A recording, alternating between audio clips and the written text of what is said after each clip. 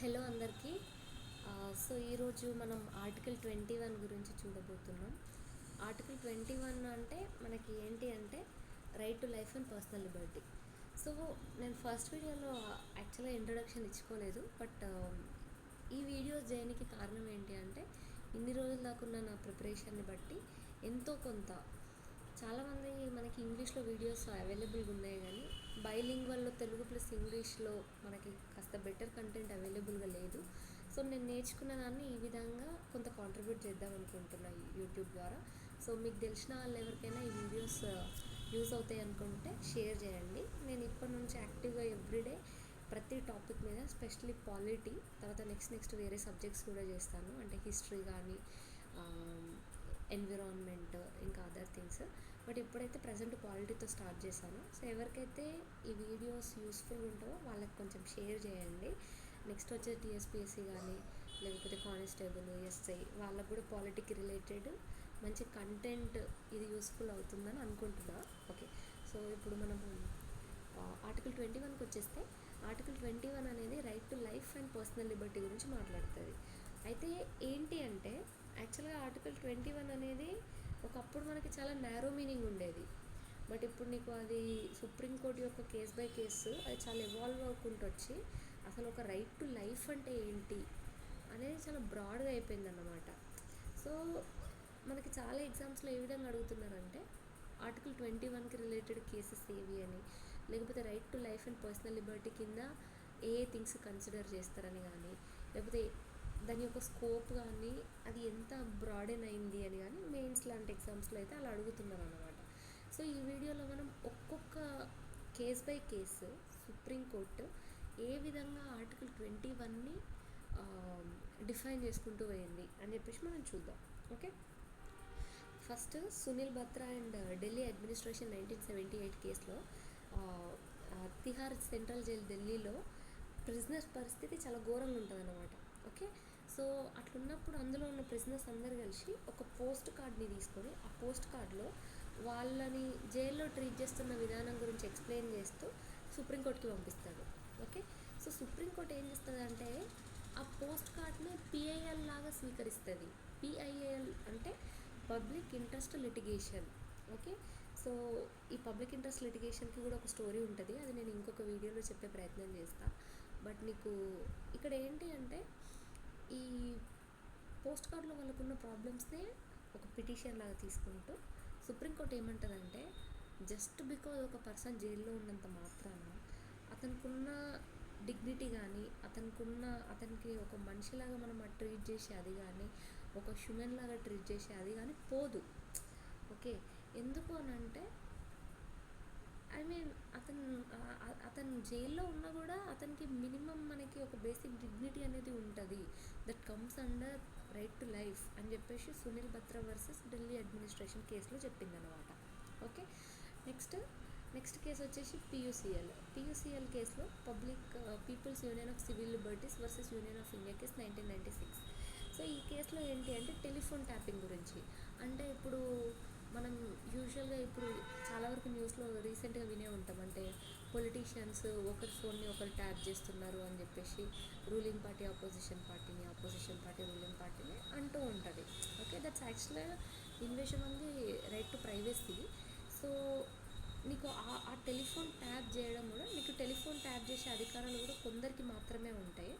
అవి specific అథారిటీస్కి specific సర్కమ్స్టాన్సెస్లో మాత్రమే వాళ్ళు కూడా చూడగలుగుతారు. అట్లా ఎవరి టెలిఫోన్ని అంటే ఎవరి ఫోన్నైనా అట్లా ట్యాప్ చేయడం అనేది ఒక ప్రైవసీని ఇన్వేట్ చేయడం, దట్స్ వయలేషన్ ఆఫ్ ఆర్టికల్ 21 అని చెప్పేసి పియూసీఎల్ కేసులో చెప్పిందనమాట.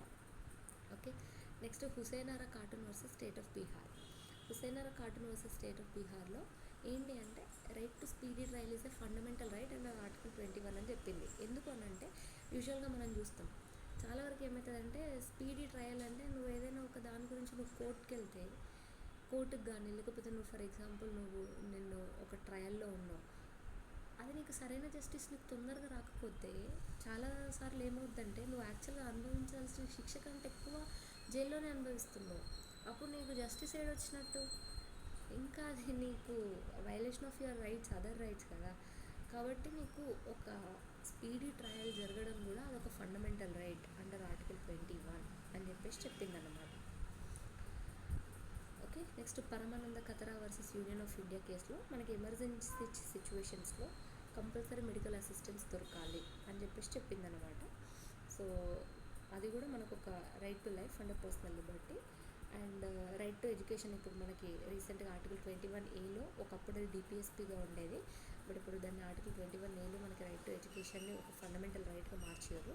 అయితే బేసిక్గా నీకు ఆ రైట్ టు ఎడ్యుకేషన్ ఫండమెంటల్ రైట్గా ఏ కేసెస్ ద్వారా చేశారంటే Mohini Jain versus state of Karnataka and Unni Krishnan versus AP. అయితే చాలా వరకు మనకి ఎగ్జామ్స్లో ఎట్లా అంటే right to education is a fundamental right అని చెప్పేసి నీకు ఏ జడ్జ్మెంట్ ద్వారా సుప్రీంకోర్టు చెప్పడం జరిగింది అలాంటి క్వశ్చన్స్ కూడా అడుగుతారన్నమాట. ఓకే, సో అప్పుడు మనకి కేస్ లాస్ ఏ కేసులో దేని గురించి మాట్లాడుతుంది అని గుర్తుంచుకోవడం ఇంపార్టెంట్ అవుతుంది. Next Visakha versus state of Rajasthan. So దీనికి యాక్చువల్గా ఒక స్టోరీ ఉంది. సో ఫస్ట్ ఈ కేసులో ఏం చెప్తుందంటే మీకు ఒక వర్క్ ప్లేస్లో సెక్షువల్ హెరాస్మెంట్ అనేది ఉండకూడదు. ఓకే, ఐ మీన్ ఒక వర్క్ ప్లేస్లో ఒక ఉమెన్కి సేఫ్ అండ్ సెక్యూరిటీ ఉండడం అనేది ఒక ఫండమెంటల్ రైట్ అండర్ ఆర్టికల్ 21 అని చెప్పేసి సుప్రీంకోర్టు చెప్పింది. బట్ యాక్చువల్గా దీని వెనకాల ఉన్న స్టోరీ ఏంటి అని అంటే బేసిక్గా ఒక సోషల్ యాక్టివిస్ట్ ఉంటుంది రాజస్థాన్లో. తను ఏం చేస్తుందంటే ఒక దగ్గర చైల్డ్ మ్యారేజ్ జరుగుతుంటే వెళ్ళి దాన్ని క్వశ్చన్ చేస్తుంది అన్నమాట. సో ఆ క్వశ్చన్ చేసినందుకు అక్కడున్న వాళ్ళు అంటే నువ్వు ఎట్లా క్వశ్చన్ చేస్తావు అని చెప్పేసి ఆమె మీద నీకు సెక్షువల్గా హెరాస్ చేస్తారనమాట. సో సెక్షువల్గా హెరాస్ చేసినందుకు అప్పుడు ఆమె తరపున ఒక విశాఖ అనే ఒక ఎన్జిఓ ఆమె తరపున నీకు కోర్ట్ని అప్రోచ్ అవుతుంది. కోర్ట్ని అప్రోచ్ అయిన తర్వాత సుప్రీంకోర్టు కొన్ని గైడ్లైన్స్ని ఇస్తుంది. వచ్చిన తర్వాత ఆ సుప్రీంకోర్టు ఇచ్చిన ఆ విశాఖ గైడ్లైన్స్ని ఆధారంగా తీసుకొని మనకి యాక్ట్ చేయడం జరిగింది. దాని పేరు prevention of sexual harassment act అని మనకి ఇప్పుడు రీసెంట్గా ఉంది. సో నీకు దాని కింద కూడా నీకు చాలా స్పెషల్ ప్రొవిజన్స్ ఉంటాయి. అంటే నీకు లైక్ ఇంతమంది ఎంప్లాయీస్ ఉన్న దగ్గర ఇంటర్నల్ కమిటీ ఉండాలని చెప్పేసి ఆ కమిటీ నీకు ఏమున్నా కానీ ఇలాంటి రిలేటెడ్ ఏ కేసెస్ ఉన్నా కానీ ఫస్ట్ అది డీల్ చేయాలి. సో అట్లా నీకు ఉన్నాయన్నమాట. సో ఇప్పుడు ఉమెన్కి ఒక వర్క్ ప్లేస్లో ఒక హెరాస్మెంట్ జరగకుండా ఉండడం కోసమని ఒక యాక్ట్ కూడా వచ్చింది. అది దేనివల్ల అంటే Vishaka versus state of Rajasthan and this case is very famous. So మనకు చాలాసార్లు అడిగే అవకాశం కూడా ఉంటుంది. Vishaka versus state of Rajasthan is related to what అని చెప్పేసి కూడా అడుగుతారు. సో అదొకసారి చూసుకోండి. Next right to die. Okay, so ఈ యుథనేషియా అన్న టాపిక్ మనకి చాలాసార్లు ఈ మధ్య న్యూస్లో ఉంటుంది. ఎందుకంటే యాక్చువల్గా ఇది న్యూస్లో ఉండడానికి మెయిన్ కారణమైతే నీకు జైనిజంలో సాలేఖానా అని ఒక సాలేఖానా అని ఒక ప్రాక్టీస్ ఉంటుంది. అందులో ఏంటి అంటే ఎప్పుడైతే మనం ఓల్డ్గా అవుతామో లేకపోతే ఎప్పుడైతే మనకి అసలు అన్ట్రీటబుల్ డిసీజెస్ మనకు వస్తాయో అప్పుడు వాళ్ళు ఆ వ్రతాన్ని తీసుకుంటారు, మన సాలేఖానాని ప్రాక్టీస్ చేస్తారు. వాళ్ళు ఏం చేస్తారంటే ఫుడ్ అవన్నీ ఆపేసి like it will lead to death అన్నమాట. సో ఐ మీన్ దాన్ని సూసైడ్ అని చెప్పేసి చాలా డిబేట్స్ కూడా జరిగినాయి. సో అప్పుడే మనకి యుథనేషియా అన్న టాపిక్ కూడా చాలా న్యూస్లో ఉండే. యుథనేషియా అన్న టాపిక్ న్యూస్లో ఉండే. సో దానికంటే ముందు సెక్షన్ 306, సెక్షన్ 309 ఏంటి అంటే అబేట్మెంట్ ఆఫ్ సూసైడ్. అంటే ఇంకొకరు సూసైడ్ చేసుకునేటట్టు ఎంకరేజ్ చేస్తే that is punishable under section 306 IPC. ఇంకోటి అటెంప్ట్ టు కమిట్ సూసైడ్, అంటే నువ్వు సూసైడ్ చేసుకుంటే లైక్ నీ అంతకు నువ్వు సూసైడ్ని కమిట్ చేయడం అనేది ఒకప్పుడు మెంటల్ హెల్త్ కేర్ యాక్ట్ 2017 కింద అదొక క్రైమ్ ఉండే, బట్ ఇప్పుడు దాన్ని డీక్రిమినలైజ్ చేసేసారు. ఓకే, తర్వాత యుథనేషియా. సో యుథనేషియా అంటే ఏంటి అంటే బేసిక్గా ending life. Okay, ending life అంటే చాలా కారణాల వల్ల జనాలు ఎండ్ చేసుకుంటారు, especially when they go through life suffering diseases. Okay, so యుథనేషియాలో కూడా యాక్టివ్ యుథనేషియా, ప్యాసివ్ యుథనేషియా అని ఉంటుంది అన్నమాట. సో యాక్టివ్ యుథనేషియా, ప్యాసివ్ యుథనేషియాకి డిఫరెన్స్ ఏంటి అంటే యూజువల్గా ఏమవుతుందంటే చాలా వరకు కొందరు ఏదైనా ఒక అంటే డిసీజ్ బారిన పడ్డప్పుడు అసలుకి వాళ్ళు ఇంకా బతుకున్నారు అని హ్యాపీగా ఫీల్ అవ్వడం కంటే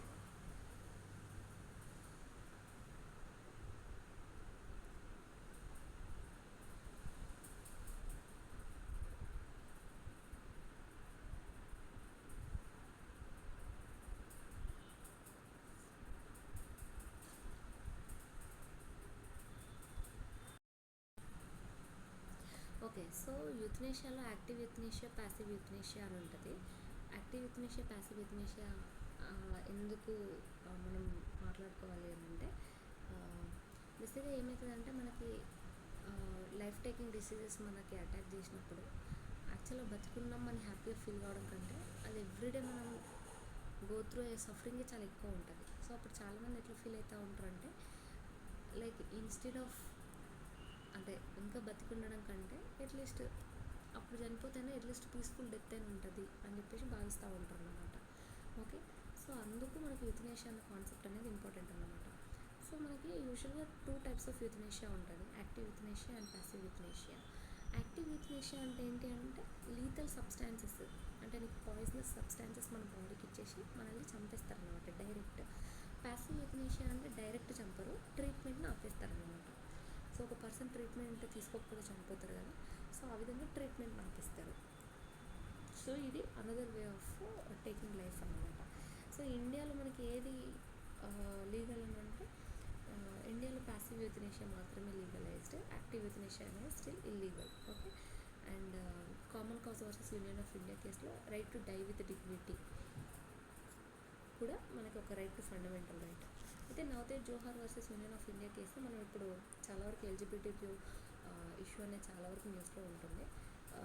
ఎల్జిబిటిక్యూ అంటే మనకు తెలుసు, లెస్బియన్స్, గేస్, బైసెక్షువల్, ట్రాన్స్, క్వీర్, ఇంకా ప్లస్ అని కూడా ఉంటుంది, ఎల్జిబిటిక్యూ ప్లస్ అని. సో ఇప్పుడు మనకి చాలా వరకు ఎల్జిబిటిక్యూ న్యూస్లో ఉంటున్నారు. ఎందుకనంటే రీసెంట్గానైతే వాళ్ళకి హోమోసెక్షువల్ మ్యారేజెస్ని లీగలైజ్ చేయాలి అని చెప్పేసి యాక్చువల్గా కొన్ని కంట్రీస్ చేసినాయి, ఇంకా still most of the countries చేయలేదు. అయితే మరి ఇండియాలో పరిస్థితి ఎట్లుంది అంటే, ఇక్కడ మనం 2 జడ్జిమెంట్స్ సపరేట్, నవతేజ్ జోహార్, నల్సా జడ్జిమెంట్. సో నల్సా జడ్జిమెంట్లో ఏం చెప్తారంటే, ఆ ట్రాన్స్జెండర్ పీపుల్ ఎవరైతే ఉన్నారో వాళ్ళని థర్డ్ జెండర్ లాగా మనం రికగ్నైజ్ చేసినాం. అంటే మేల్, ఫీమేల్ అని ఆ 2 జెండర్స్ ఏ విధంగా అవుతున్నాయో అట్లానే ట్రాన్స్జెండర్స్ కూడా థర్డ్ జెండర్గా మనం వాళ్ళని రికగ్నైజ్ చేసినాం అండర్ నల్సా జడ్జిమెంట్. ఇంకోటి Navtej Johar versus union of India case 2018లో మనకి సెక్షన్ 377లో ఎల్జిబిటిక్యూ సంబంధించి ఇది అన్కాన్స్టిట్యూషనల్ చేసినాం అన్నమాట. Next Joseph Shine versus union of India కేసులో అడల్టరీ అనేది క్రైమ్ కాదు, బట్ ఇట్స్ సివిల్ రాంగ్ అని అన్నాం. ఎందుకు అని అంటే, బేసిక్గా అడల్టరీ అంటే ఏంటి, ఆల్రెడీ మ్యారీడ్ అయిన పీపుల్ ఇంకొకరితో రిలేషన్లో ఉండడం. ఓకే, సో ఆల్రెడీ మ్యారీడ్ అయిన ఒక కపుల్లో వాళ్ళ స్పౌస్ ఎవరైనా అవ్వచ్చు, మెన్ కానీ ఉమెన్ కానీ, ఇంకొకరితో రిలేషన్లో ఉంటే that is not a crime, but instead అదొక తప్పు. సో అది ఒక గ్రౌండ్ ఫర్ డైవోర్స్ అవుతుంది, కానీ అది యాక్చువల్గా ఒక అది గ్రౌండ్ ఫర్ డైవోర్స్ అవుతుంది, కానీ అది క్రైమ్ అని మాత్రం చెప్పలేము అన్నమాట. అది Joseph Shine versus union of India కేసులో చెప్పుద్ది అన్నమాట. Next young Indian lawyers association versus state of కేరళలో మనకి శబరిమల టెంపుల్ తెలుసు కదా. సో శబరిమల టెంపుల్ యాక్చువల్గా కేరళలో ఉంది. అక్కడికి మనకి ఉమెన్కి టెంపుల్కి అలో లేకపోతే నీకు చాలా ప్రొటెస్ట్లు జరిగినాయి అన్నమాట. సో చాలా ప్రొటెస్ట్లు జరిగిన తర్వాత ఇప్పుడు నో ఉమెన్ ఆర్ అలౌడ్ ఉంటుంది శబరిమల టెంపుల్. ఓకే, సో ఇది మనకి అంటే ఇది యాక్చువల్గా నీకు ఉమెన్కి అలో శబరిమల టెంపుల్కి ఏ కేసులో అని అడిగే ఛాన్సెస్ ఎక్కువ ఉంటాయి. So that is the young Indian lawyers association versus state of Kerala. And Puttaswamy case, this is the most important judgment. ఎందుకంటే right to privacy is a fundamental right under article 21 అని చెప్పింది ఈ జడ్జ్మెంట్ ద్వారా. Puttaswamy versus union of India case 2018లో. Okay, అంటే ఇప్పుడు right to privacy అనే fundamental right, but రీసెంట్గా కొంత జడ్జ్మెంట్ చేంజ్ అయింది. అదేంటో నేను మళ్ళీ ఇంకొక వీడియోలో చెప్పే ప్రయత్నం చేస్తాను. Okay, next Shayara Bano versus union of India case 2017. This is also one of the most important case. ఎందుకంటే నీకు మనకి ముస్లిమ్స్లో ఇన్స్టంట్ ట్రిపుల్ తలాక్ అనే సిస్టమ్ ఉంటుంది అనమాట. సో ట్రిపుల్ తలాక్ అంటే ఏంటి అంటే, మెన్ ఉమెన్కి తలాక్ తలాక్ తలాక్ అని 3 times చెప్పేస్తే డివోర్స్ అయిపోయినట్టే. ఓకే, సో ఈ ఇష్యూ ఎందుకు చాలా అంటే లైమ్ లైట్లోకి వచ్చిందంటే, చాలామంది వాట్సాప్లో కూడా తలాక్ తలాక్ తలాక్ అని పెట్టడం, మెసేజ్లో తలాక్ తలాక్ తలాక్ అని పెట్టడం, ఫోన్ చేసినప్పుడు కూడా తలాక్ అని 3 times అని సింపుల్గా ఉమెన్కి డివోర్స్ ఇచ్చడం స్టార్ట్ చేశారు అన్నమాట. సో అప్పుడు Shayara Bano versus union of India case 2017లో సుప్రీంకోర్టు అసలు ఆ ఇన్స్టంట్ ట్రిపుల్ తలాక్ అనేది అన్కాన్స్టిట్యూషనల్ అని చెప్పేసి చెప్పింది అనమాట. This is one of the biggest reformative judgement అని చెప్పచ్చు. ఓకే, అండ్ కింది ఏం లేవు. మురళీ దేవరా కేసులో మనకి పబ్లిక్ స్పేసెస్లో స్మోకింగ్ ఉండొద్దు, అది కూడా మనకి రైట్ టు లైఫ్ కిందికి వస్తుంది. ఎంసీ మెహతా కేసులో ఎన్విరాన్మెంట్ రైట్ టు లైఫ్ కిందికి వస్తుంది. MK Ranjit and others versus union of India case 2024, this is the recent one. అంటే మనకి క్లైమేట్ చేంజ్ నుంచి అడ్వర్స్ ఎఫెక్ట్, క్లైమేట్ చేంజ్ వల్ల వచ్చే అడ్వర్స్ ఎఫెక్ట్స్ నుంచి మనం ఫ్రీగా ఉండడం కూడా right to be free from adverse effects of climate change కూడా right to life and personal లిబర్టీకి వస్తుందని చెప్పేసి చెప్పింది అనమాట. సో ఇది బేసిక్గా ఏంటంటే మనకి ఎగ్జామ్లో ఆర్టికల్ 21కి రిలేటెడ్ లక్ష్మీకాంత్ బుక్లో చూస్తే అసలు 21 రైట్ టు లైఫ్ కింద ఏమేమి ఆస్పెక్ట్స్ వస్తాయని చెప్పేసి క్లియర్గా చెప్పారు. బట్ దిస్ ఆర్ ఫ్యూ, ఇవి కొన్ని ఇంపార్టెంట్ జడ్జ్మెంట్స్ రిలేటెడ్ టు 21. ఒకవేళ ఈ వీడియో మీకు యూస్ఫుల్ అనుకుంటే చిన్న లైక్ కొట్టండి. ఇంకా ఎవరికైనా ఎగ్జామ్స్కి ప్రిపేర్ అయ్యే వాళ్ళు ఎవరైనా ఉంటే షేర్ చేయండి. ఇంకా కొత్త కొత్త కంటెంట్ వస్తూనే ఉంటుంది. అండ్ నన్ను నేను కొంచెం బెటర్గా ప్రజెంట్ చేయడానికి కూడా ఇంకా నెక్స్ట్ వీడియోస్లో ట్రై చేస్తూ ఉంటాను. థ్యాంక్ యూ సో మచ్ అందరికీ.